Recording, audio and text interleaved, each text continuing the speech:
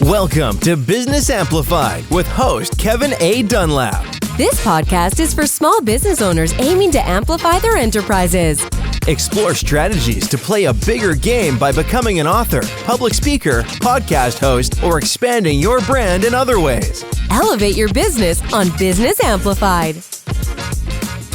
And welcome back to Business Amplified.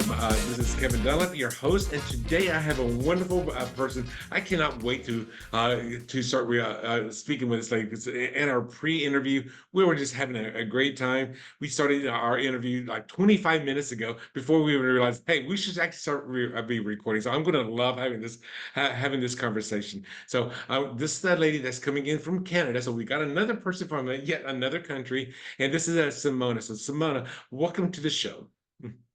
Hello. Thank you so much for having me, Kevin. I'm so excited to be here. Simona, tell us a little bit about yourself. Who are you? What is it that you do? And why is it that you do what you do? Okay, so I am Simona. I live outside of Canada. I live outside of Toronto in Canada, between Niagara Falls and Toronto. There's a little pocket in there, kind of in the Niagara wine country, which I love being out here. It's so peaceful and it's so beautiful. I run a podcast production company called Volt Productions, VOLT, and I really love what I get to do every single day. So I'm a podcast producer and I'm also a podcast host, and we do all kinds of podcasts in the health, wellness, entrepreneur, parenting, and coaching, and like service-based spaces, working primarily with entrepreneurs and help them start their show, bring them from concept all the way to the mic, help them manage their shows, and then that growth strategy and the monetization strategy as well. And, honestly, why I do this work, it really fell into my lap. I started my first podcast, Happiness Happens, back in 2018. And I created that show out of a really hard time in my life. And it came out of a desire to help somebody else feel less alone and to help them feel validated in their thoughts and their perspectives and what they how they want to live their life every day. And that's been still true all these years later, still doing the podcast, that I want, one person to feel less alone when they're listening to the content. And so I brought a lot of that mindset with me to my business as well, helping creators feel empowered in their message and feel confident that they can bring their expertise to the mic in a very significant and a really powerful way, and know that their message belongs in the exact same way as everybody else's does. That, Kevin, it doesn't really matter how many podcasts are out there. There's going to be specific people that are only impacted by you and your message in the exact way that only you can deliver it. So that's my purpose in doing this work. And I'm just grateful that we have this medium in which we can do it through. So you've been doing this Happiness podcast for several years now, and what keeps you going? What keeps you motivated to keep doing another season or another episode or even another year on the show? So that's a really good question. I actually took an impromptu, not planned hiatus from the podcast for a year because I felt really burnt out in all the conversations that I was having. And I think one thing that's kept me going in the podcasting journey is allowing myself to pivot the show when I felt that it was time to do something a little bit different. And so I don't know that a pivot needs to be this big, massive announcement every single time, but slowly over time, I think you can start to shift the content in a way where you start to have conversations that align most to you, right? Of course, you have listeners that will drop off. Of course, you have, people who may not want to listen anymore. But you also create so much more space for the people who need to hear that message to come through. So I really, at the core of it, want to continue doing this podcast because the conversations that I'm having with people energize me. Like, I love talking about the brain. I love understanding, what is that block that makes us do something or not? And what's that little piece within our mind that gives us the encouragement to know that we can do something new or something different and get over that state of being fearful or what have you, whatever that emotion is that we're feeling. I like knowing that the conversations that we're having resonate deeply with people. And I don't always hear from my audience. I think that's true for a lot of podcasters, that as much as we want to hear from our audience and like how much you loved the episode, you know, at the end of the day, you do kind of, I don't know, those one or two people that are excited by what you're doing and that do send you that message and are like, this episode changed my life. That for me is the purpose to keep going, knowing that the conversations land exactly where they're meant to. And I truly feel like it's an extension of myself. And okay, I'll add one more thing. It has been my greatest teacher and my greatest tool in terms of mental health and learning to live in a more inspired and positive way. I don't think that my life would be the same if I didn't have those conversations. So there's a lot of benefits, but I really think if for me, it's always the how does it fundamentally change me as a person having these conversations, and then how do I get to do better and show up, in a more empowered way in my own life and for the people that I love and my friends and family. So. I do fully get what you're talking about, because back in 2016, I started my first podcast. It was called Life's Little Lessons. It was just me talking into the microphone, and at that time, I was just trying to promote my second book, Designing Your Own Destiny. And one thing I learned, and I'm sure you can definitely attest to this, is you have to be consistent.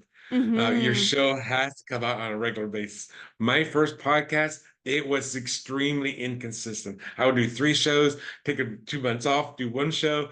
And I think out of Yep. between October 2016 to May of 2017, I think I had 19 shows, but they were in clumps because it was just me talking. So I was running out of material. So I gave it up.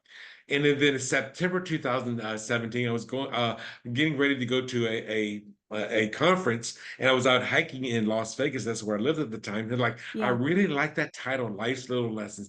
I deliberately called it that. It had 3 L's in it, so I had the 3 consecutive L. So that Like was that. very deliberate. And I said, I really like this show, and we could learn a lot about that. And then I had Mm. two epiphanies at that time, and I thought, like, how can I have a show and then making sure I don't run out of content? And you Yeah. hit the nail on the head, and it was like interviews. I don't have to read content anymore. I just get it, interviews. So I be bringing people onto the show. And then I was talking like, but I was so inconsistent with the show. How could I have the show again, keeping the same name, but now I'm on a regular basis. And then the second epiphany hit me like, season 2, the interview-based season. So I that was like love that. this huge epiphanies for me. Like it seems like common sense because you watch a TV show and they have season 1, they will have season 2, they will have season 3. I mean, so that's very common. Exactly. I didn't think about that back then. And then and in the course of running the second season of Life's Little Lessons, I interviewed 62 guests and I released 59 of them. And it Mm. was just having those guests on the show, just talking to those people, meeting those people from all over the world. I mean, I had people from Canada. I was living in Vegas. I had people from California, all over America, some Mexicans. Then I ended up going to Australia, went to the UK, went to Russia, went to Wow. Spain, and just starting doing that. And then, and like yourself, I kind of gave up on the show because it was not because of the passion of doing the conversation. It was because of the post-production work, Mm. all the hours it would take to put that podcast on. And then literally in February 2024, I kept saying, hey, you should have a podcast. Oh, you should have a podcast. Because I was being a guest on so many other people's shows. Kevin, you start another podcast. And I was thinking, I don't want to Oh my deal with all the God. post-production stuff. It took me, I mean, a 45-minute show would take me 6 to 8 hours of post-production just Yeah. to get all the ums and and ahs out, just getting the voice levels to equal. It was just so much work. And then I realized there's this thing called AI. artificial intelligence, and AI can do most of that work for you. Now, Simone and I were having this conversation about, about using the script or about other Yeah. AI platforms in which can do the work for you. And then I'm like, if I can take away the post production or most of the post production, I can still enjoy the whole thing of having those conversations, of meeting other people. We'll have a 30 or 45-minute conversation and just Yeah. being inspired about around being around other people, other like-minded people who are entrepreneurs themselves. And Hmm. that's where Business Amplify came from. Like, hey, how can we increase your business, increase the sales in your business by talking to other people who are business owners who have Hmm. different ideas than I have. I never would have thought about, some of the things that of the people that I talked about. You said, you're a podcast producer and host for other people as well. And it's like, how this is to me one of the great ways of how you can increase your business. So thank you Oh for sharing yeah. that with me, because I think we're very like-minded in that way. I think we are. I absolutely think we are. And I think even too on the AI side, I think a lot of people when AI first started, I mean, AI has been around for a long time, right? But I think when it first started making its sort of grand appearance back in 2023, it was it was at first it was like, hold on, how is this going to change the landscape? But I think at the end of the day, I think for myself, as a content creator, as someone who has a podcast and creates content, I always wanted to make sure that I'm finding the simplest ways to do things. And I think a lot of the times we overcomplicate the reality of what the situation actually is. So, when I first started Happiness Happens, that was back in 2018, and it's funny because my podcast was kind of the same idea, if you will, as yours in the beginning. So, I used it purely as a personal journal to sort of share the things that I was learning about grief and loss and transformation and change and happiness and joy and sadness and anger and all these emotions, right? And what I found was I also started to be like, okay, well, like what else can I talk about? And then I started interviewing people.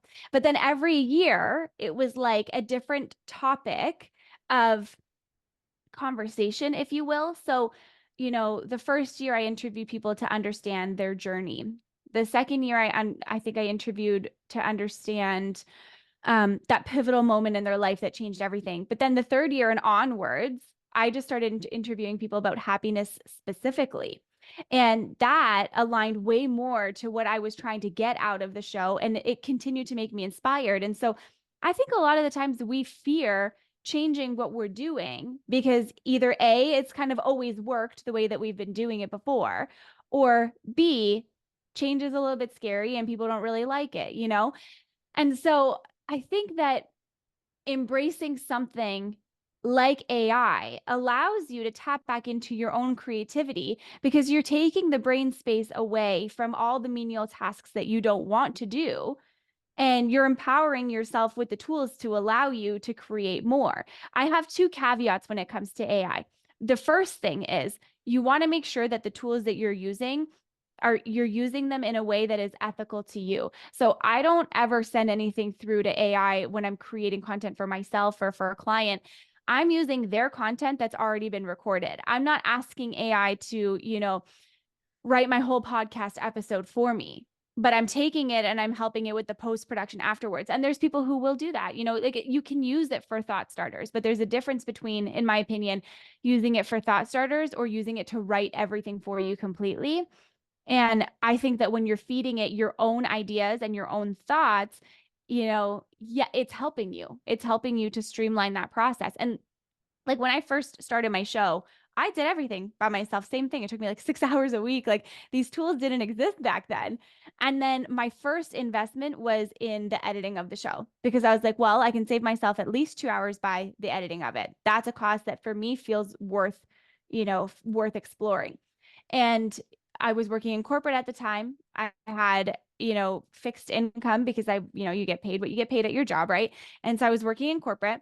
And so I feel like I hear all of these things. Like we live in a time right now, Kevin, where every single type of technology is literally at our fingertips. So how are we using it to save ourselves time and how are we using it to save ourselves money? And by that, whatever you are most passionate about, you will find a way to make it work. So if it's that you need $50 an episode to have your show edited for you, you'll find a way to find that $50. You know what I mean? And so I don't know. I just sometimes I don't know. I don't mean this to sound like in a rude way whatsoever, but I think a lot of the times we make a lot of excuses, but it's hard to make excuses when we live in a time that technology is here to help streamline everything that we're doing. Like you don't have to spend that much time and that much money if you don't want to. And that's what we do in my production agency. The same thing. We help people get their time back. We give them their time back by the production work that we're doing for them. And ultimately, they take the brain space that they would spend that 6 to 8 hours doing the production of their show. They spend it on something else that's going to move their business forward in a different way. So Well, there's a book out there by Tim Ferriss called the 4-Hour Work Week, and he has an acronym in that book, and in that book he has this acronym called DEAL. So, and if you, I don't know if Simona's, I think she's read the book, but I don't know if she remembers the I acronym. haven't. I know the book, but I actually haven't read it. Okay. He has an acronym in there, and this is so true for business owners. So it's the acronym DEAL. So the D in the word deal stands for what can you delegate? What can you have somebody else do? The second letter is the word E. What can you eliminate? What can you like? This is not important at all. Let's just go ahead and just get rid of it. It's low priority. We're not going to do it. We're not going to worry about it. The A stands for what can you automate? What can you put on, like say, have VAs, have somebody else do it? That is a form of delegation. What can you have an automation that you don't have to worry about doing it anymore? And then the last letter L stands for liberate. What are you going to do with your time now that you've freed all this time up? So, Yeah. so in my opinion, if you're as a business owner, as you're trying to grow, you need to be able to start delegating that stuff. Otherwise, you're going to be the bottleneck in your own business. It's so Would you true. agree? I absolutely agree with you. I absolutely agree with you. And for me, when I was first starting up the production agency, so I had been freelancing on the side since I launched my podcast because people would ask me, "Oh, can you edit my show?" Where I had a profile on Fiverr. That's how I started the agency, was my profile on Fiverr. And I had clients that I would edit for and so on, so on. And then when I started launching podcasts for other people, I very quickly realized that, hold on, there's only so much that I can do in a day. Who and how and what is the best thing for me to let go of right away? Like, what can I take off my plate immediately that I don't love to do that somebody else is really good at?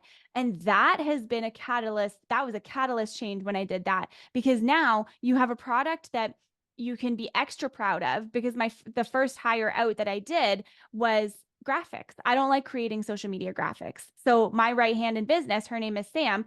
I run the agency, and she does all of like the creative for all of the clients and my brand and stuff like that as well. But she started doing client content, and we just delegated it immediately, even before I felt like I was ready for it, because I feel like when you can get ahead of it, it's a really strategic move, but you have to be smart about it. You don't want to delegate so much that your ROI is non-existent, but you also want to get ahead of and anticipate, hey, if this is the pace in which we're growing, how do I continue to make sure that we scale and not find myself in a spot where I'm like, oh, shoot, I should have done this 6 months ago.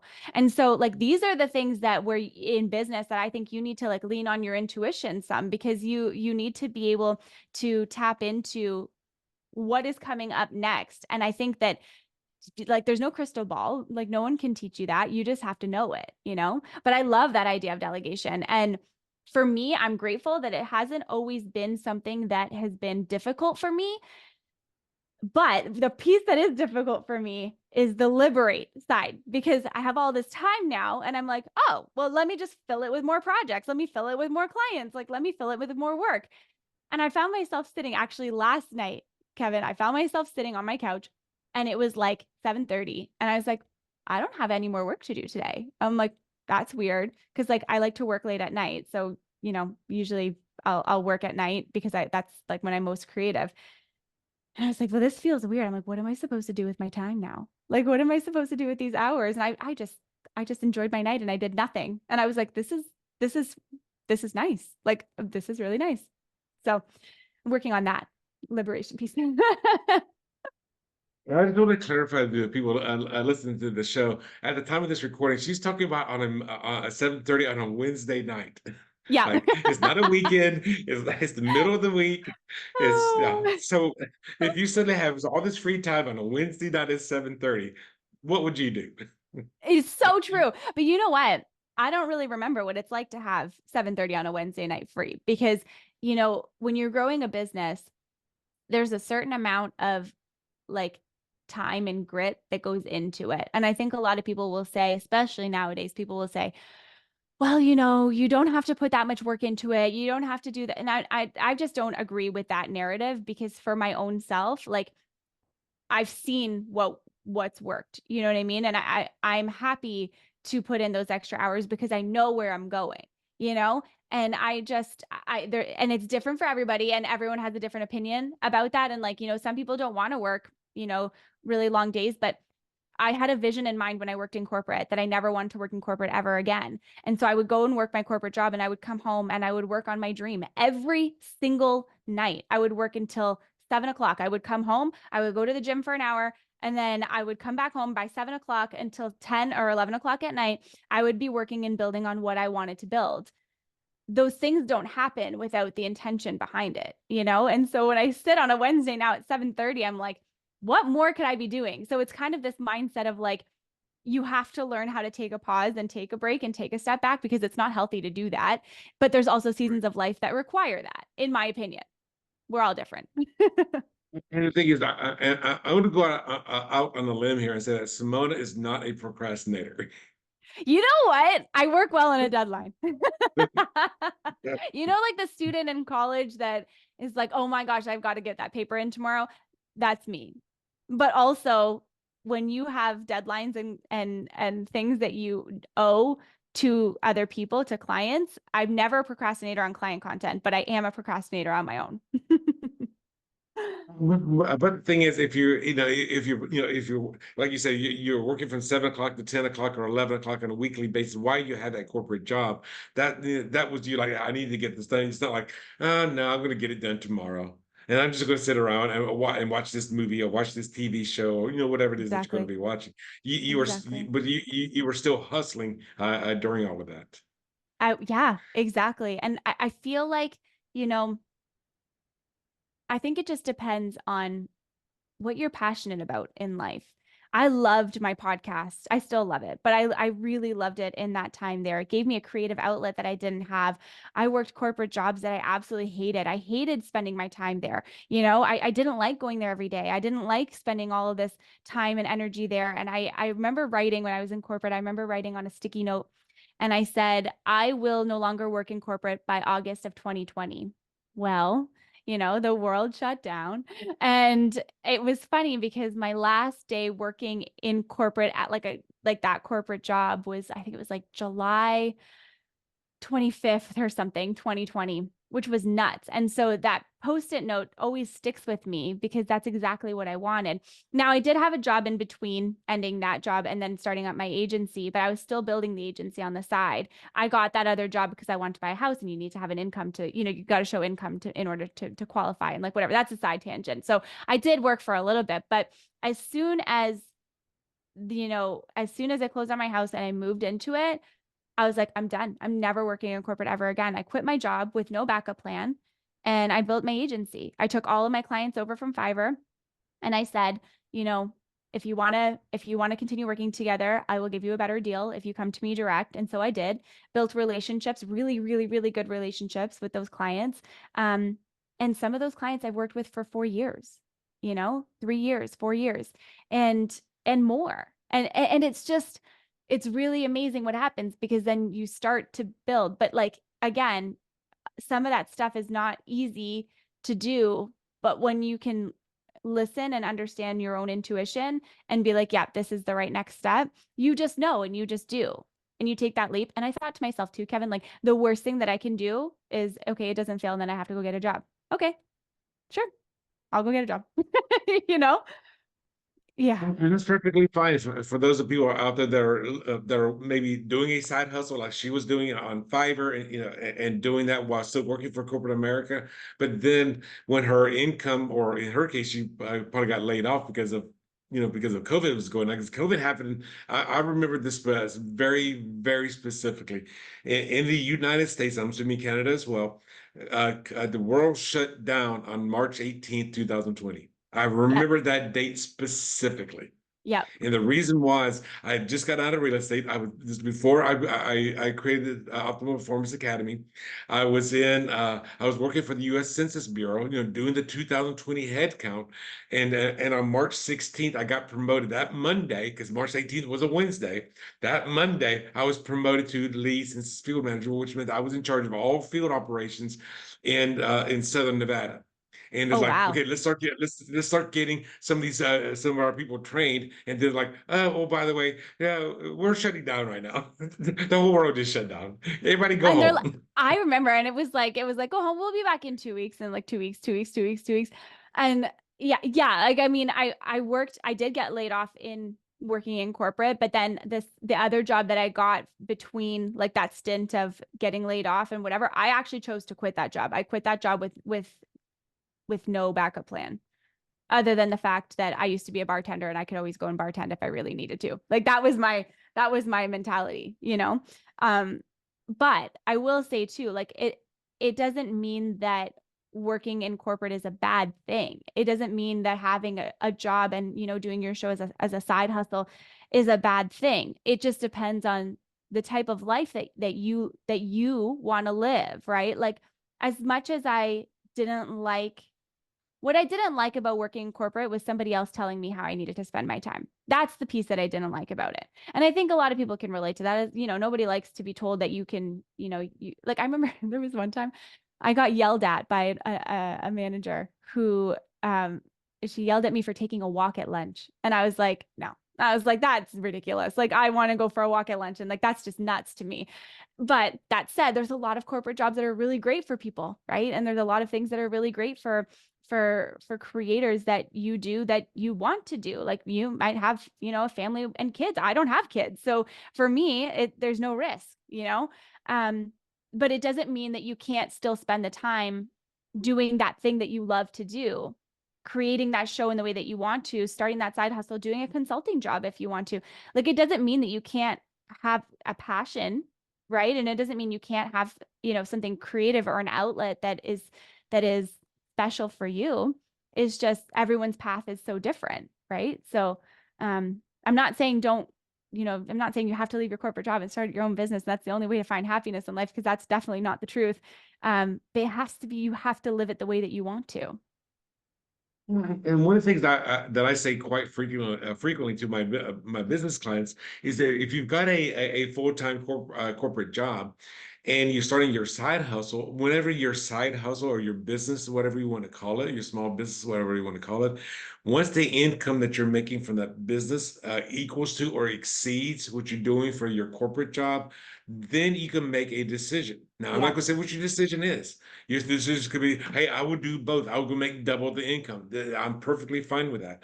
Yep. Another decision could be, you know what? I'm going to go to part-time at my corporate job, or maybe you could become an independent contractor at my corporate job, and I'm going to focus more on my business. Or it could be, you know what? I'm going to quit my corporate job and then stay and then make my business a full time.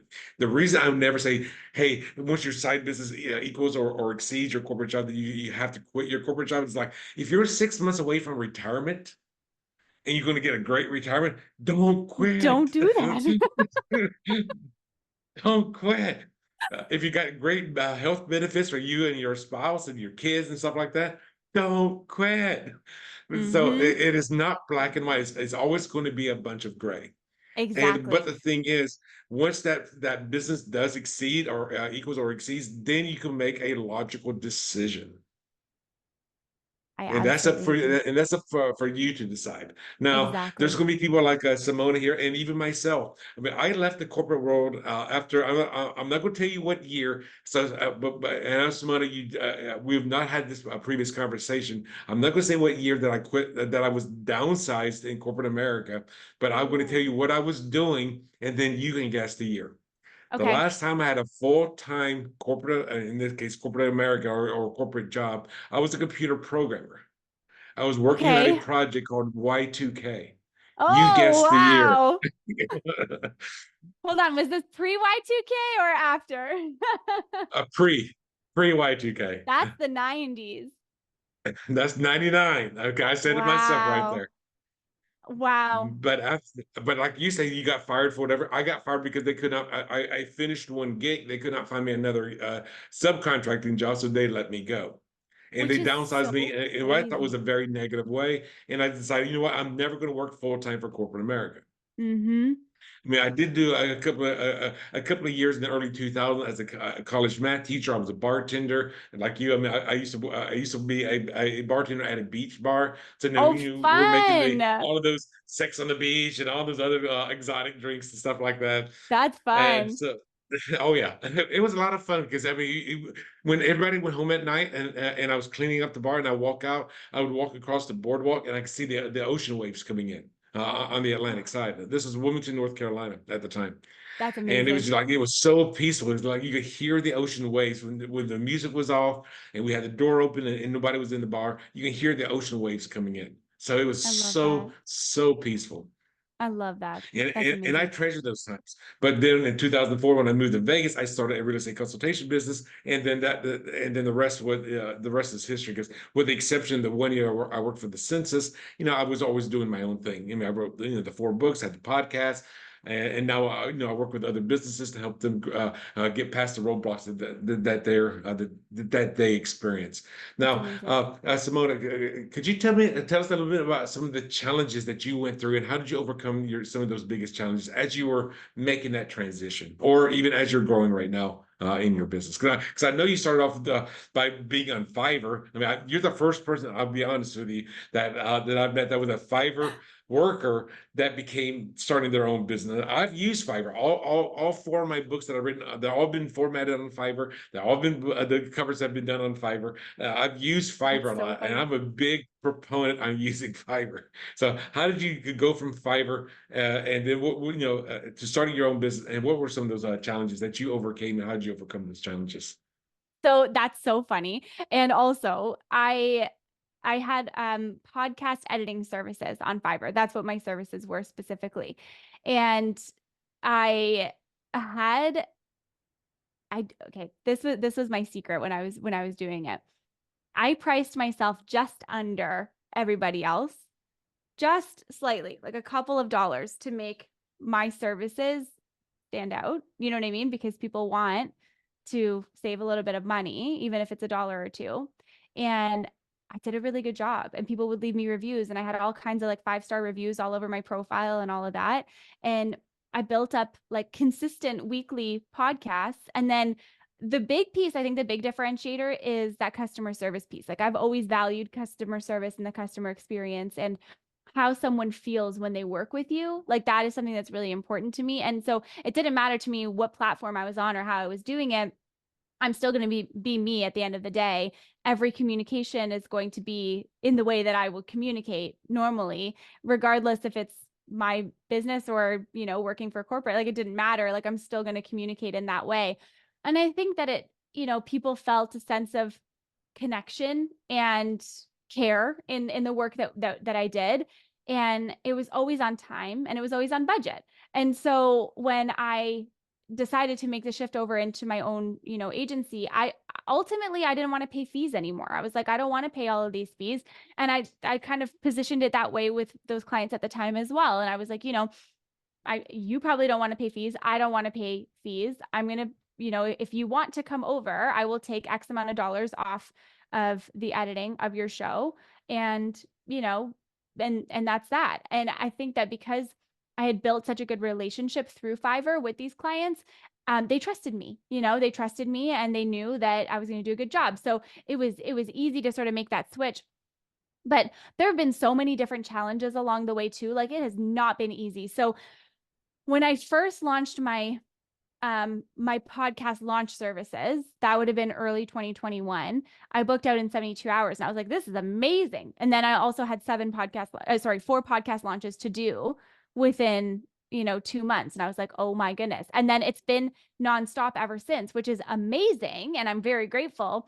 And also the challenge comes with balancing client load, balancing expectations, making sure that my team feels rested and they feel supported, and also making sure that the client work is getting done on time and on budget. And then on the flip side of that, I would say, 2023 was a very challenging year in particular. I went through a separation and divorce in that year. And my business, sometimes I even think, how did I keep that business afloat? And it's because my team helped me so much in doing that. And that was a very challenging year, like going through something that is changing your entire life, figuring out how am I going to pay for all of my bills alone. Like there's been a lot of like personal challenges that, that were like, that had worried me at the time. But then I thought to myself, I've never let myself down before. And then again, that same mentality of, if worst comes to worst and I need to go back to a bar and be a bartender, then I will. And knowing that we have options and that we can create our life the way that we want to, because we have options and ways to do that, it doesn't diminish how challenging something is, but it helps alleviate the stress of feeling like it's never going to be enough, or like we're not going to be able to do it, or we're not going to be able to make it. So I would say, like, in terms of like, if I were to narrow down the challenges, it would be, managing client expectations, but making sure that their experience is one that I'm proud of. That's really important to me. I have very high standards for myself, and I have very high standards for the work that we do. And that's what makes us really good at what we do. And also it's an internal battle, internal challenge of, knowing that nothing is ever going to be perfect. Doesn't exist, but you can push the envelope and try new things. And I don't know. So I kind of digress there, but yeah, I would say like the client experience side is something that's always been a challenge for me, not in a way that we're not able to do it, but in a way that I always want to exceed in that mindset. And then like just anything that happens in your personal life directly feeds into your life and your business. I mean, if you have a corporate job, like even if you go through something really hard in life, you have that safety behind you that as long as I show up every single day and I do a good job, I'm still going to get my paycheck. But it doesn't work like that in business. Not when the market changes, not when the world changes, not when people aren't making as much money as they used to before, not when the government decides to do whatever it's going to do. Like all of these economic changes, like all of these different things impact business. And so that's where my mindset lives in terms of challenges all day long. I'm like, okay, what's going to happen today? But then also it's like, how do I keep my blinders on to make sure that I don't let those things derail what I want to create? Does that answer the question?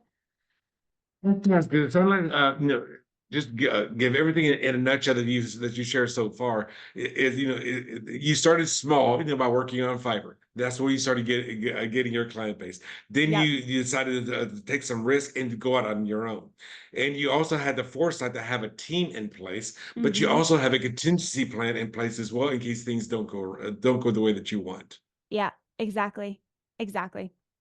Way Which is easier like, when so you listen, sum it up I can that way. always go back to becoming a bartender or even a cocktail server. You can always go back to doing that if you needed to, but that was just a contingency plan, or it could even be you know what, I'm going to do this for the next 2 months just to get past these little issues until I can start building my team even better. And then also, Exactly. you were saying to provide above and beyond customer service. Exactly. And Is then, of one course, of the things client that I've retention. That's heard somebody important too, say right? is under promise and over deliver. But Yep. your under promise, it still exceeds what somebody else would do. Exactly. Exactly. And I think the other piece too is just like client retention, just based off of the way that the economy is, right? Like if a client's business isn't making them money, because it's not my job to make them money in their business, right? Like we're doing the podcast production. I'm not a business consultant at the end of the day, but of course, I want to make sure that their podcast strategy is aligning to whatever it is that they're trying to do in their business.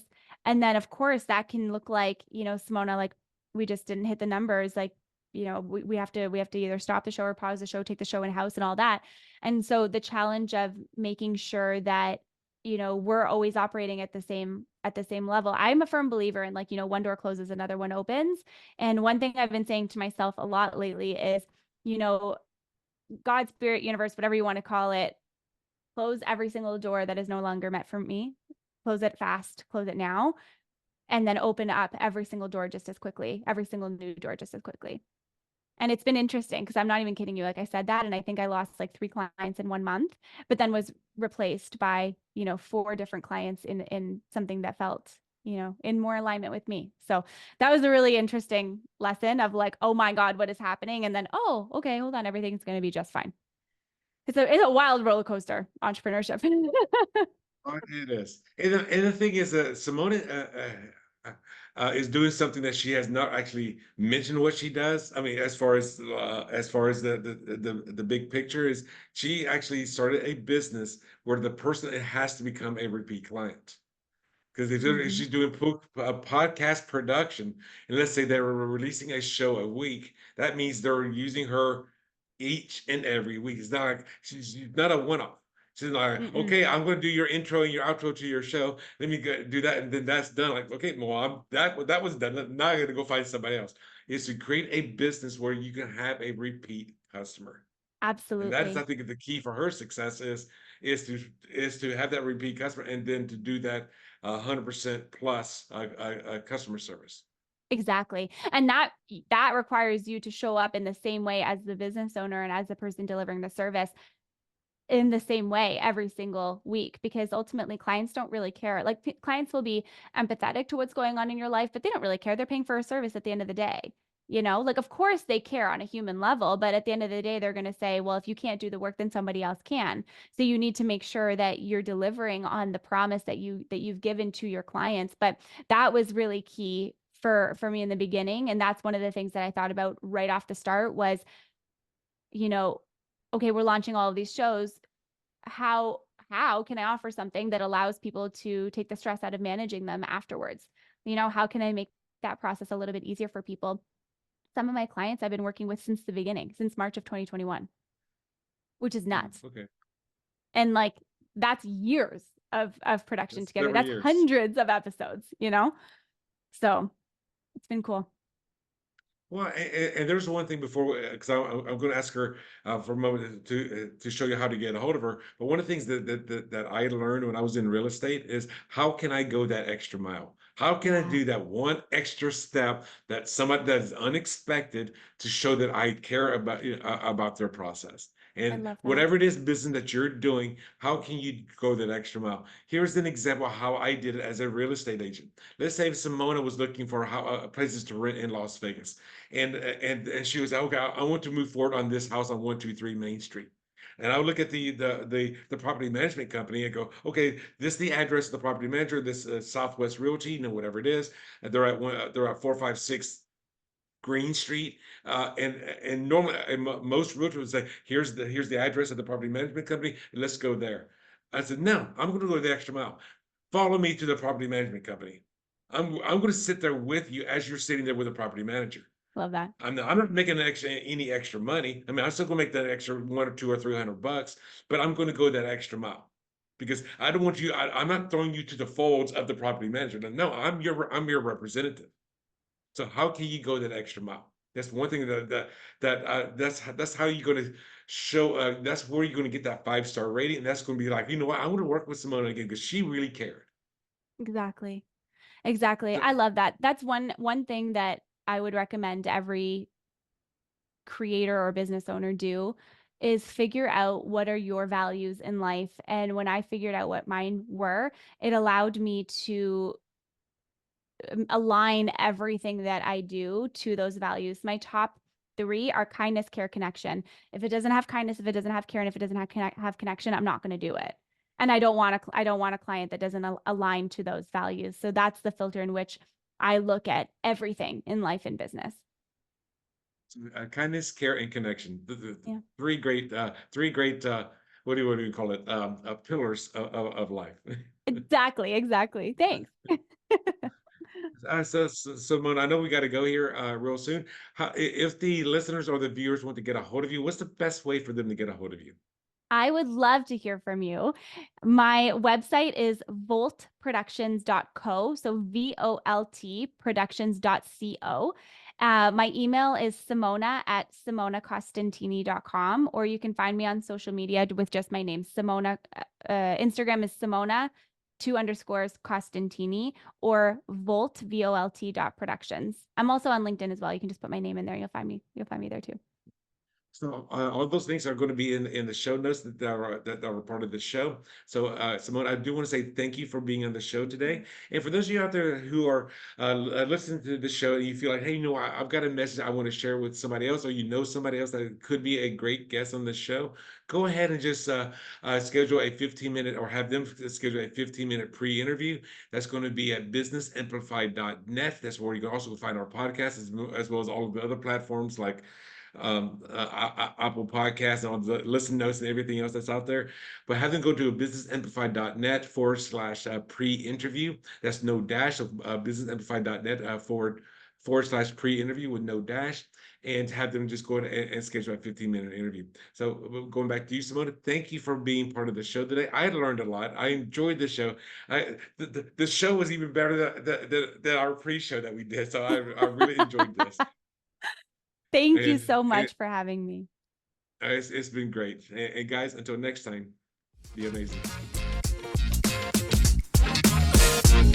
Thanks for tuning in to another empowering episode of Business Amplified with Kevin A. Dunlap. If you found value in today's insights, don't forget to subscribe, rate, and share the podcast. Keep amplifying your business. And remember, your success journey is our inspiration.